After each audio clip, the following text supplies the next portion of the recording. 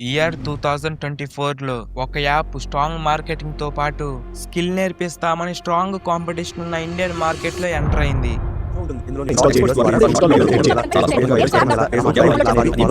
దీని టార్గెట్ ఇండియాలో number 1 education learning platform అయిన యూట్యూబ్‌ని క్రష్ చేయాలనుకుంది. అలా స్ట్రాంగ్ మార్కెటింగ్ చేస్తూ ఇయర్ 2025లో తన టార్గెట్‌కి దగ్గరగా ఉందనుకున్న టైంలో తమ యూజర్స్ సపోర్ట్ నుండి హేట్ చేయడం మొదలెట్టారు. స్లోగా తమ యూజర్స్ వాళ్ళ మీద ఉన్న ట్రస్ట్ మొత్తం పోగొట్టుకున్నారు. సో ఇదే ది సాటిస్ఫైయింగ్ డౌన్‌ఫాల్ ఆఫ్ నేర్చుకో app.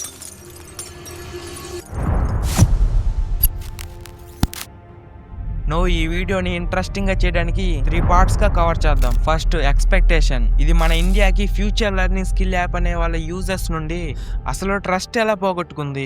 Second, reason of start నేర్చుకో యాప్. అంటే ఇండియాలో చాలా మంది స్కిల్ నేర్చుకోవాలనుకుంటారు, కానీ simple and Telugu content available లో లేదు. అందుకే ఈ యాప్ స్ట్రక్చర్డ్ అండ్ సింపుల్ గా ఎక్స్ప్లెయిన్ చేస్తామని ముందుకు వచ్చింది. మూడోది, మిస్టేక్. ఈ app important mistakes day by day ఈ యాప్ కి నైట్ మేర్ అయింది. ఒకవేళ నువ్వు బిజినెస్ ఓనర్ లేదా బిజినెస్ స్టార్ట్ చేద్దాం అనుకుంటే ఈ వీడియో నీకు డైమండ్ ఇన్ఫర్మేషన్ అవ్వచ్చు. So let's start the diamond information.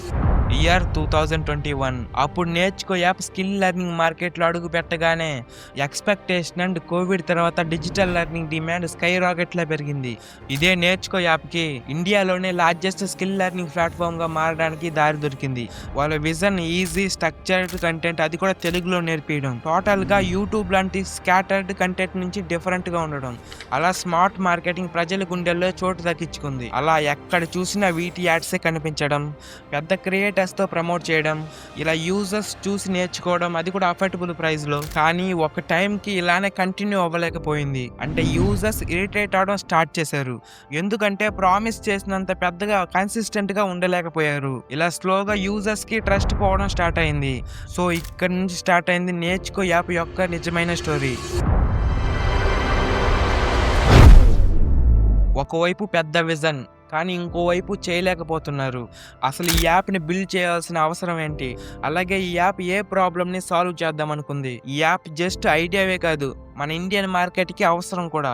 అంటే మన ఇండియాలో స్కిల్ లెర్నింగ్ డిమాండ్ ర్యాపిడ్గా పెరుగుతుంది. మీకు సింపుల్గా ఎక్స్ప్లెయిన్ చేయాలంటే ఇలాంటి 9 to 5 ర్యాట్ రేస్ నుండి బయటపడడానికి, అలాగే వీళ్ళకంటే మంచి లైఫ్ లీడ్ చేయడానికి ప్రాక్టికల్ స్కిల్స్ నేర్చుకోవాల్సిన అవసరం ఉంది. కానీ అప్పట్లో మార్కెట్లో అవైలబుల్ ఉన్న ప్లాట్ఫామ్స్ యూజర్స్కి అవసరమైన స్కిల్స్ ని సరిగ్గా నేర్పియలేకపోయింది. సో నేర్చుకో యాప్ ఈ గ్యాప్ ని ఫైండ్ అవుట్ చేసి అలా ఏం చేసింది, యూజర్స్ కి స్ట్రక్చర్డ్ ఈజీ అండర్స్టాండబుల్ కంటెంట్ ఇవ్వాలని, స్పెషల్ ఫోకస్ అందరికీ యాక్సెసిబుల్ గా ఉండాలని, ముఖ్యంగా ఇంగ్లీష్ లో కాన్ఫిడెంట్ గా లేదనుకున్న వాళ్ళకి. అందుకే ఎఫర్టబిలిటీ అండ్ రీచ్ మీద ఫోకస్ చేశారు, మాక్సిమం పీపుల్స్ కి చేరాలని.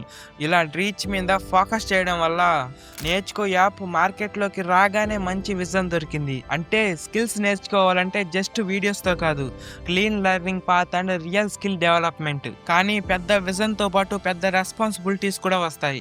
ఇలా మార్కెట్లో tough competition and users expectations ఈ యాప్ జర్నీని ఈజీగా వెళ్ళనివ్వలేదు. ఇప్పుడు చూద్దాం ఎలా కొన్ని డెసిజన్స్ ప్రామిసెస్ నుండి ఛాలెంజెస్ గా మారాయో. నేర్చుకో యాప్కి అతిపెద్ద టర్నింగ్ పాయింట్ ఎప్పుడు వచ్చిందంటే మార్కెట్ గ్రోత్ అండ్ డెలివరీ మీద బ్రేక్ అవడం స్టార్ట్ అయినప్పుడు. ఒకవైపు విజన్ పెద్ద ఇన్స్పిరేషన్ లా ఉంది, కానీ ఎగ్జిక్యూషన్ లాంటి మిస్టేక్స్ చేశారు. అంటే వీళ్ళు యూజర్స్ ట్రస్ట్ ని స్లోగా కోల్పోయారు. అందులో అతి పెద్ద మిస్టేక్ వచ్చి over promises and under delivery చేయడం. యాడ్స్ లో స్కిల్స్ నేర్చుకోండి, అది ఏదైనా ఎక్కడైనా. అలాగే ఇండియాలో అన్నిటికన్నా నమ్మకమైన స్కిల్ లెర్నింగ్ ప్లాట్ఫామ్, కానీ రియాలిటీలో చూస్తే users experience and content quality అంత కన్సిస్టెంట్ గా లేదు. యూజర్స్ కి హై ఎక్స్పెక్టేషన్స్ పెరిగింది, కానీ డెలివరీ తగ్గడంతో యూజర్స్ కి డిసప్పాయింట్మెంట్ స్టార్ట్ అయింది. సెకండ్ మిస్టేక్ వచ్చి ఆడియన్స్ ని అండర్ ఎస్టిమేట్ చేయడం. ఇప్పటి learners smart and informed. So నేర్చుకో యాప్ ఇచ్చిన ప్రామిస్ మీద యూజర్స్ ఎక్స్పెక్ట్ చేసినంత రీచ్ అవ్వకపోవడం వల్ల ఫీడ్బ్యాక్స్ అండ్ రివ్యూస్ రావడం స్టార్ట్ అయింది. ఫౌండర్స్ ఈ రివ్యూస్ ని సీరియస్ గా తీసుకోలేదు. సో స్లోగా ట్రస్ట్ పోవడం స్టార్ట్ అయింది. థర్డ్ మిస్టేక్ వచ్చి మార్కెటింగ్ కి అవసరమైన దాని దానికన్నా అగ్రెసివ్‌గా మార్కెటింగ్ చేయడం. అంటే మార్కెటింగ్ ప్రోడక్ట్ క్వాలిటీ కన్నా ఎక్కువైతే యూజర్స్ నుంచి క్వెషన్స్ రైజ్ అవుతాయి. చిన్న ప్రాబ్లమ్‌కి కూడా యూజర్స్ ఫ్రస్ట్రేట్ అవ్వడం స్టార్ట్ చేశారు. అలా యూజర్స్ ప్లాట్‌ఫామ్‌ని వదిలేయడం మొదలుపెట్టారు.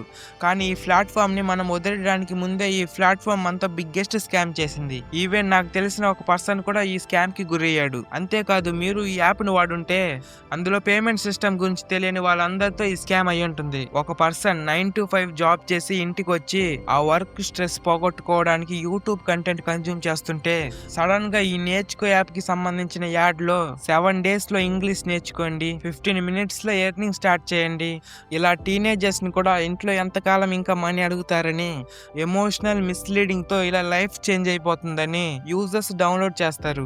కానీ సీదా ప్లాట్ఫామ్ లో ఎంటర్ అయ్యాక 1 రూపీతో సబ్స్క్రిప్షన్ తీసుకుంటేనే కంటెంట్ యాక్సెస్ చేయడానికి ఉంటుంది. సో అలా జస్ట్ 1 రూపీ అనే సబ్స్క్రిప్షన్ తీసుకుంటారు. కానీ మనం వాడి యూపీఐ లైక్ ఫోన్పే, పేటిఎం లాంటి యూజ్ చేసి ఏ ప్లాట్ఫామ్లో అయినా సబ్స్క్రిప్షన్ తీసుకుంటున్నప్పుడు ఆటో పే అనే సిస్టమ్ ఎనేబుల్ అవుతుంది. సో ఆ పర్సన్ పే చేసిన 1 రూపీ 24 లేదా 48 అవర్స్కి మాత్రమే సబ్స్క్రిప్షన్. నెక్స్ట్ డే నుండి రియల్ అమౌంట్ బ్యాంక్ నుండి కట్ అవుతుంది. సో తెలిసిన వాళ్ళు డిజబుల్ చేసుకుంటారు. కానీ ఆ యాప్ రివ్యూలోకి వెళ్ళి చూస్తే తెలిసింది చాలా మంది ఈ స్కామ్ కి గురై ఉన్నారు. అందులో మీకు తెలిసిన వాళ్ళు కూడా ఉండొచ్చు. సో ఈ వీడియోని షేర్ చేయండి. ఇలా ఈ ప్రాబ్లమ్స్ అన్ని కలిపి ట్రస్ట్ గ్యాప్ వచ్చింది. సో ఈ నేర్చుకో యాప్ స్టోరీ నుండి లెసన్ ఏంటంటే పెద్ద డ్రీమ్స్ తో ప్రామిసెస్ చేస్తే సరిపోదు. లాంగ్ టర్మ్ గ్రోత్ కోసం users trust, product delivery and continuous improvement ఉండాలి.